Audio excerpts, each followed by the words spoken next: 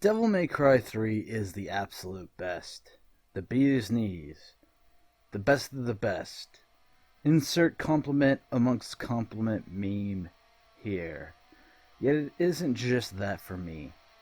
It also came at a time where I had just finished Neptunia and was looking for a new challenge. Not just that, but it also served as a vehicle as the beginning of a journey for my maturation as a YouTuber. It made me more receptive because it made me able to eventually take in more advice and knowledge. Hi, I'm One Man. Like the video if you enjoyed it, subscribe if you are new, click the bell and select all to be notified of my content. Hopefully. Depending if YouTube's algorithm gets its act together. Possible spoiler warnings. When I first started DMC3, I was green and a scrub and an immature joke of a person. I was awful at Devil May Cry. I still am somewhat, but I've grown leagues and miles ahead of where I started. That's just the tip of the iceberg.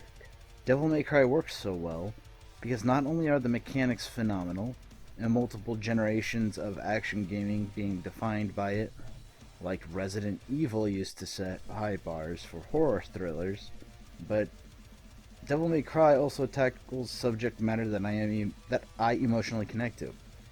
Family. Family as a thematic just works well with me in regards to a lot of my emotional ills.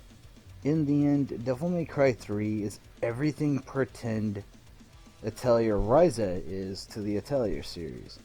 An actual needed salvation from the trash that was DMC2. DMC2, as a sequel, completely dropped the ball.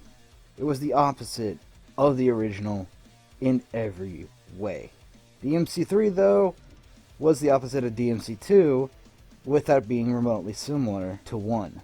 What do I mean by that? Well, DMC1's major strength was in its setting. Closed off, claustrophobic, with the main villain being in every bit of watching what you do. It knew what it was doing in DMC1, and it was terrifying. DMC2 was a bland, massively and necessarily expansive world with, barely anything filling life into it. Not to mention an idea of Dante that did not gel well with the DMC fans. Yet, with DMC3, it's hyperactive, frenetic, frantic, with a much younger, much more brash, and a much more entertaining Dante, with equally colorful bosses like Cerebrus, Agni and Rudra, Beowulf, Dante's brother Virgil, Actually, no. That last one's a bit spoilery, so you get the point. I'll mention why he's Stark, but he isn't as colorful of a character, as he is both clever and nuanced. Many of the bosses and characters are on the nose. Gatekeeper Cerberus, dorky hosts who like to talk too much Agni and Rudra, vampiric succubi attempt at MILF's Mex appeal Nevin, omnicidal stoic psychopath Virgil who's too cool to be hated. But Arkham's a bit different. His colors are nuanced.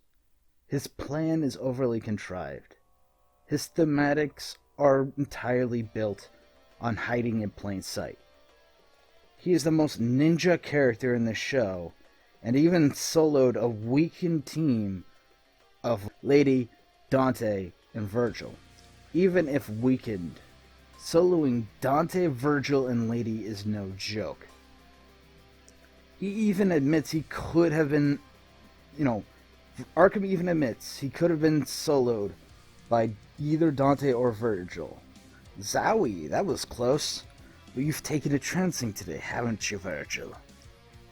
You are wounded and weak. Even I can do this to you. Those are just two of his quotes. Albeit he did solo Lady when they fought after Lady somehow nailed a cut on Arkham's face by somehow missing his face somehow. Makes no sense. Even to get them weak enough. He soloed all three of them with a sweep kick. Well, two. but the first caught them by surprise, and then he swept them in the other direction off the weird podium. His villainy is so impressive, skilled, and yet nuanced that it almost made me want to witness the birth of a new god, as he quote-unquote spoke. So despite having the colorful jester persona, it inevitably is not colorful at all, and is the very hiding in plain sight gimmick, which makes sense. But hey, if you want grifting lessons, Arkham's your guy. There is so much family drama that it's ridiculous. I'm actually legitimately proud I Platinum 3. Maybe it's silly, I don't care. I flat out love DMC 3 enough to platinum what is considered one of the most difficult series to platinum considering the learning curve. Yet it is worth it, and when I platinum DMC 5, yeah, I decided to take it up again. Sorry for flip-flopping so much, but S ranking everything feels like a daunting task. After I platinum DMC 5, I'll be back with another DMC retrospective. When Devil May Cry re-entered my life, it was probably the catalyst of what would continue to shape me as a YouTuber today. An educated, challenge-seeking thrill seeker looking for that brighter ending. Natsuki gave me some happiness back and led me to becoming a YouTuber, which has endlessly paid dividends for my growth as a person, while giving me those satisfying results I've wanted to see in my life. DMC 3 shaped my maturity, as while I sucked at it, I found new people who loved the stuff I play. Every time I faltered, people kept pushing me forward, and DMC is one of those catalysts. All the so-called quote-unquote infinite potential I was promised to have, and all of that, oh, your 6th grader is already associate's collegiate degree level, quote-unquote, pseudo-intellectual tripe spewed, might actually come true now. Going a path I never expected to be on has been fun and empowering. It gave me many tools and many fun things to work with, and one of the main games I had to think for it is DMC 3. It gave me everything I could have ever wanted in a game, and more, and for that, I say thank you. Your game is wonderful, Capcom, and it continues to satisfy my endless hunger for fun challenges. This game's rating cannot be contained by the score out of 10. If it were up to me, I'd give it a 15 out of 10 because excess variables, not able to be graded due to inconsistency of appearance, make it impossible to grade a game otherwise easily contained. In more layman's terms, what may be an 8 out of 10 for a regular person is a 15 for me because certain results for me exist entirely outside of DMC3's kayfabe. In other words, entirely relative of my own perspective, therefore bias-ridden. 15 out of 10 for me, and I won't hear otherwise. All I can say is to beg you to play this game, for it is the sole bit of repayment I can give back to this game.